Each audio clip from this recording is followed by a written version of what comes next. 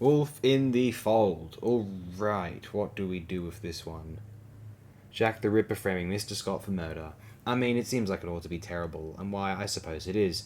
I think it almost works, but by the time it finishes, you can only think, yeah, that one was pretty stupid, wasn't it? If you want a better sci-fi TV show within a Jack the Ripper themed episode, not necessarily better show, but better episode. It's a great show though. Look through Babylon 5, and I won't spoil which one it is. It is a cracker of an episode indeed.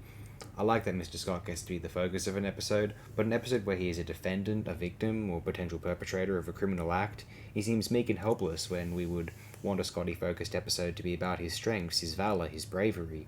Consider his initiative in Whom Gods Destroy, one of Scotty's finest turns, and you can see why I desired more out of this highly likeable fellow. Wolf in the Fold is a ridiculous script, is not awful visually, and is perhaps slightly apathetically performed by the regular cast, though boosted by an apparently more eager, understandably, a paycheck and some exposure, guest cast. Let me read and comment upon the Wikipedia reception tab for this episode. Zach Handlin of the AV Club commented that women are treated like a completely different species, a repeated point that enunciation is Spock's infamous remark that women are more easily and more deeply terrified, generating more sheer horror than the male of the species. Like I said, I think this is a pretty horrid script as far as the original series is concerned. Writing in 2010, Tori Atkinson objected to Kirk's demand for a psycho tricorder, which McCoy says will give us a detailed account of everything that's happened to Mr. Scott in the last 24 hours.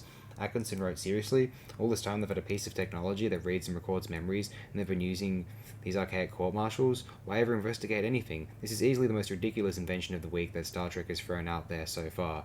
However, she added that it's nice to see Scotty front and center, and this abject terror of what's happening to him and crying over feeling powerless and dangerous were moving. I don't know, I think dramatic exercises in television shows are sort of overrated. They say, oh look, it's attempting something. That's a character arc, and it's just like, who cares? It's crap. Theatrical blah. She also liked the humour. There are a lot of good one-liners, particularly McCoy's line about having drugs that could tranquilize an active volcano, as well as the idea of a murder mystery in the Star Trek universe. Is that a good idea, or is that like tacky crap? Because murder mysteries don't play out like we think they do in television shows in real life. Not really.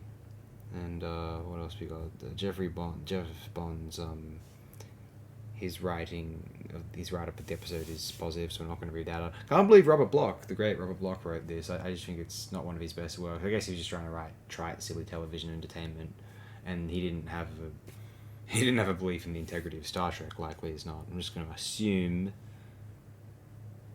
Anyway, disturbingly high ranked on that Gizmodo ranking of all of Star Trek, which is from 2014 and included all the episodes of all the shows thus far. 76. I mean, my goodness. That's just baffling. They ranked the Obsession very highly too, which is a terrible episode in my own opinion. Whatever, we're moving on.